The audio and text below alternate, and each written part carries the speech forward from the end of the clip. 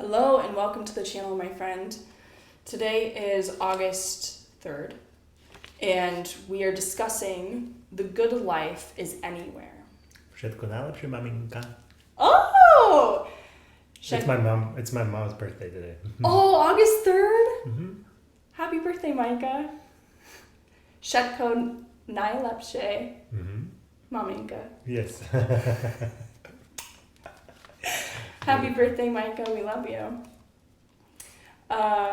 Okay, Seneca says, at this moment, you aren't on a journey, but wandering about, being driven from place to place, even though what you seek to live well is found in all places.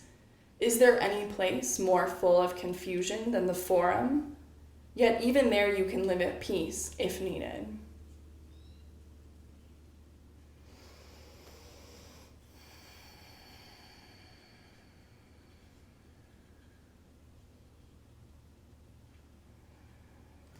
He's so interesting, like, they're so on this, like, you can live the good life under any conditions, any circumstances. Basically, like, if it's not inside my control, then it can be anything. Any life can be a good life. Then anything that happens out here is irrelevant, essentially, and my job is just to pay attention to the things within my control. Right. Which is so interesting because, like, we want different lives. Well, like, how we're wired even is, like, we react to each, like, we have mirror neurons. So, like, when you're stressed out, I'm stressed out. When I'm stressed out, you're stressed out. Like, like, I think back to my last job and how the environment in that place, like, it just kind of sucked me into the dysfunction of it, and I, like, started becoming, like, psychologically damaged by this thing because I didn't have the tools or the mechanism to say, okay, no, this is this stuff outside my control and this is the stuff inside my control. I was just blending with because my whole human body is designed to be part of this whole thing and to take on the characteristics of this whole thing.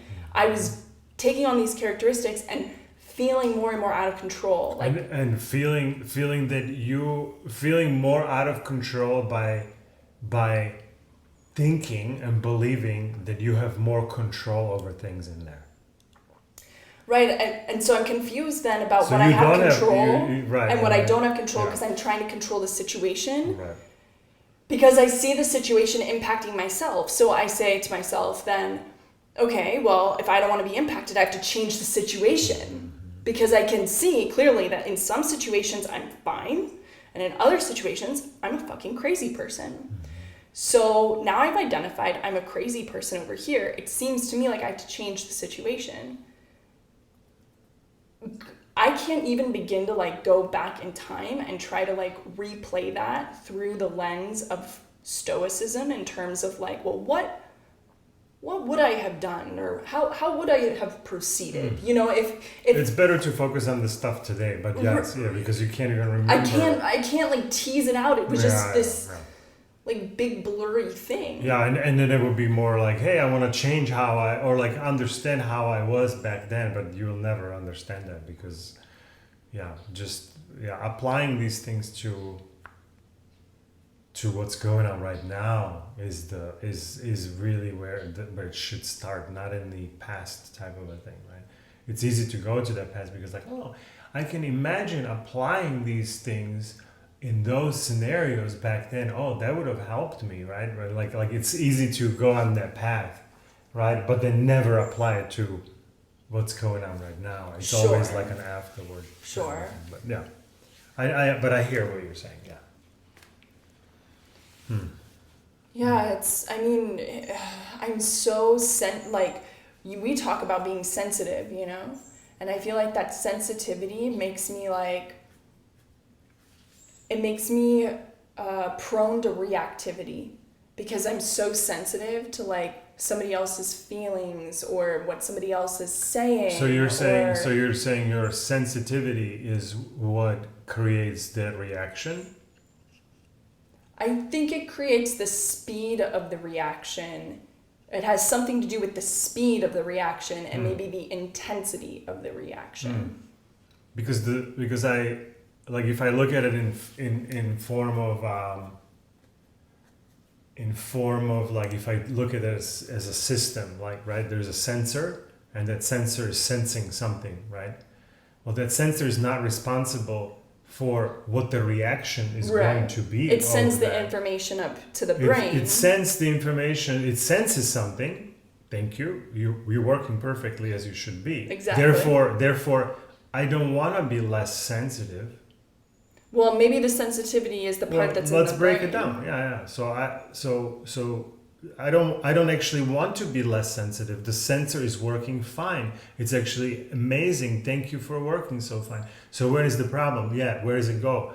Well, it goes into the here to where some sort of this was where the signal is sent to, right? And then the signal is now going through some sort of a SOP, right? Like, what do we do with this? And now there is a reaction to that. So that script that we're running based on this sensing is where adjustment needs to happen. Yes. Not with the I'm too sensitive. And when I say sensitive, I'm too reactive. I'm referring to the brain. Or the manual, the reaction, because maybe you might say, I'm too reactive. Well, maybe I'm not too reactive. Maybe my body's supposed to react this way to this kind of threat. But hold on, but maybe we don't have this threat. This threat is wrongly identified, and so that exists in that somewhere on that document, right, in us, where it says, oh, this happened. I have to be so angry right now. Wow, it causes for this anger to come out right now, or for this horrible sadness to come out, or for whatever the emotion that is the reaction to whatever is sensed. In somewhere in the middle of that, it's sensed, it's reviewed, decisions made, a reaction is being created, right? So this middle is the busted part. Right. Yeah. No. And when I say sensitivity, that's exactly what I'm referring to, like the part that's writing the script, that's dictating. So you're calling that whole thing maybe sensitivity or something, but I want to because I want to figure out where the actual problem is, right? So if I say, well, all of this is sensitivity, then I'm like, well, where's the problem, right? So it's like, so that helps me to break it down like this. It's like the signal. It's the script of where the sensitivity is received, and then from that on, there is like a push of a button. This is the reaction. Boom, go, right? And now we're reacting, right? Now there's no more questioning of why did we react to it like that. It's almost like we fully trust that the guy in there or whoever that is inside of us pushed the right button. But they have not pushed the right button. They're constantly pushing the wrong button because we hear something and we push the button. We don't go, I hear something, I don't understand, this might mean many things, let me continue to hear. It's very reactive. I understood something, I push the right button. This is what I'm here for to do, right? So it feels like that in here too. Yeah, because it's been myelinated.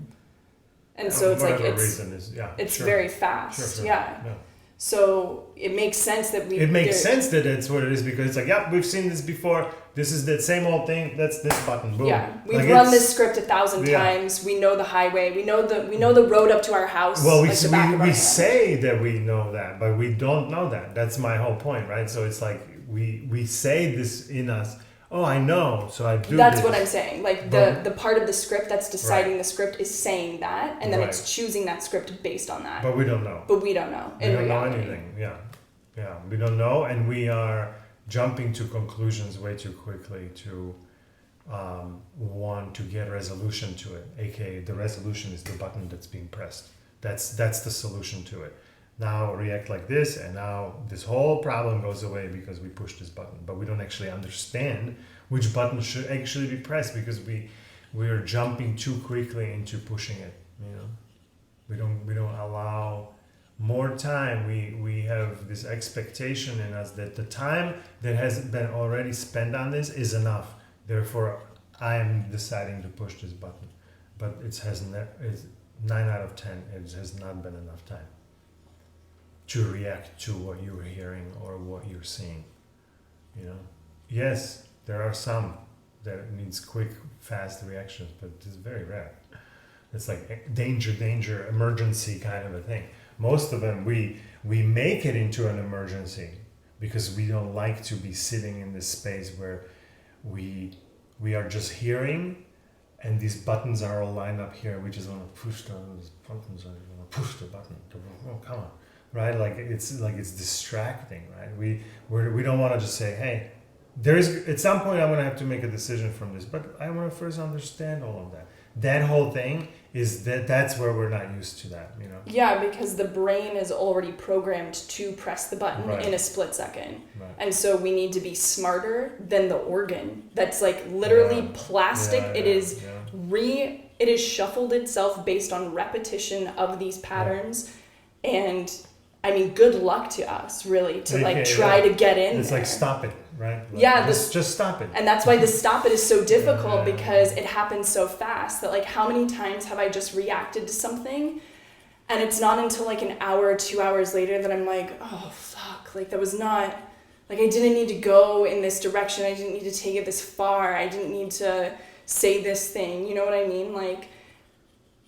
There's so much of that, but there's still, even though like I am like a student of this kind of thing, there's still sometimes a 2-hour gap between the pushing of the button and me realizing, oh, I pushed the wrong button. Right. Yeah, it's all, the timeline of all of these things, it's very fluid and continues to change, and hopefully it's shortening. It is. It is in a lot of different ways. You know, it's like based on the perfectionism theme from the other day. It's like it's almost hard it's for fine. It would be almost hard for it to get longer. It's just naturally wants to be shorter. Yeah. Once you're like clued into it, now it is naturally getting shorter and shorter each repetition. Which is the good news, because then it's like, well, I don't have to obsess about getting better. That's actually the hope of life. Right. Right? That it's actually like, okay, I can see how slowly but surely it is getting a little better. Yeah. Okay. There is something I can do to improve scenarios or something. You know what I mean? Yeah. So, and that's very hopeful. That's beautiful, because imagine that we just do it and it just never works. Like that would be very disappointing and very sad way of living, you know. So life gives us a lot of these like, hey, no, this will work out, dude. Let's just keep going, right? It will work out. It's set up to work out, you know. Yeah. It is. It's full of traps, but ultimately that whole thing is set up to work. Yeah. Because how the heck would we be even here if it was set up for not working out? We would never be in the first place. It's set up like for both of those ways. It's like the fact that like my brain presses that button so quickly in the negative, in the bad direction, is also that mechanism could exist for hitting the right button. Yeah. And now I'm just automatically all the time hitting the right button. And the remedy on that is just hold on. Yeah. Not don't push the button. Because don't pushing the button is essentially not making a decision. No, push the right button or the more right button, right? The button that's closer to where you're supposed to be. Again. Right. It doesn't need to be perfect. Yeah, so it doesn't feel like hell, right? So it actually, when you actually press that button, it actually feels like the right button that you pressed. You can actually feel like, oh my God, that was the right thing to press. Thank you. Now I have a confirmation, right? And now life says, yeah, keep pressing that button. That was a good result you got from that. Or like that wasn't the best, but it was better than your normal button. So like, yay! Improvement, not perfection. Yeah, for sure. Okay, cool beans. Let's read Ryan and wrap it up. Yep. Okay. Ryan says, a well-known writer once complained that after becoming successful, wealthy friends were always inviting him to their beautiful exotic houses. Come to our home in the south of France, they would say. Or, our Swiss ski chalet is a wonderful place to write. The writer traveled the world, living in luxury, hoping to find inspiration and creativity in these inspiring manors and mansions. Yet it rarely happened. There was always the allure of another, better house. There were always distractions, always so many things to do. And the writer's block and insecurity that plagues creative types traveled with him wherever he went. We tell ourselves that we need the right setup before we finally buckle down and get serious. Or we tell ourselves that some vacation time or time alone will be good for a relationship or an ailment. This is self-deceit at its finest.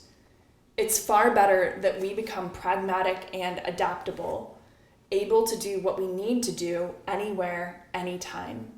The place to do your work, to live the good life, is here. Yeah, that's interesting because he's also one who says, I don't know if it was Ryan.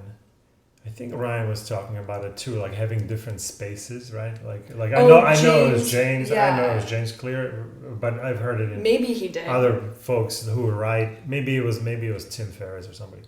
But I remember them. They're saying like, hey, you have to have different locations within the house to do different things. Like don't work and where you watch TV.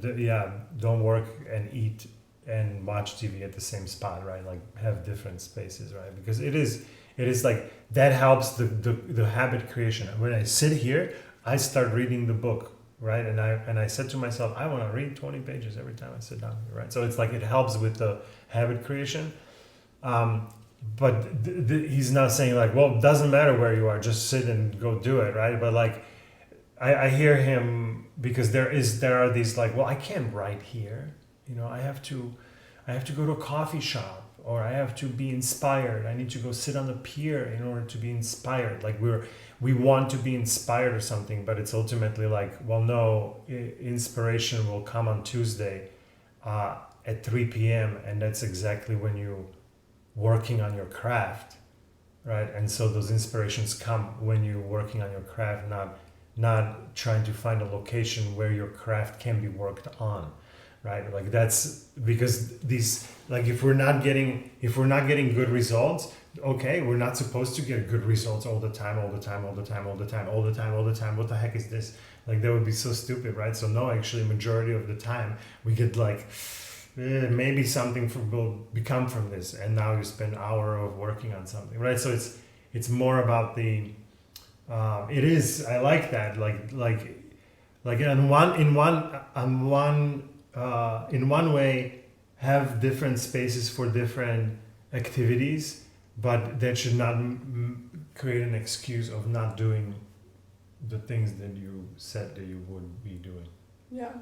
I think like doing the thing in the space is like giving the brain like exactly what it needs to make that behavior automatic, like to make that button just go like so smoothly that like I know I will read these 20 pages if I sit in this chair because that's the only thing I do in this chair. And my brain knows that, and I just can tap in like this. And I don't sit in this chair for anything else. Yeah. And then what they're getting at is like, no matter how your brain is programmed, also do this thing too, which is like, don't let your place be your excuse as to why you can't do something There has to be both. Like you have to be strong enough to be the person who's like, it doesn't matter how loud it is in here. I can concentrate and get this work done. Right. But like, I also want to be the person that's like, maybe it's not ideal, but you have to go through it and do it. It should not be an excuse to not to do it. Right. Cool. Nice. Cool beans. Let's wrap it up. Tomorrow. See ya. Thank you for joining. See you tomorrow. Bye.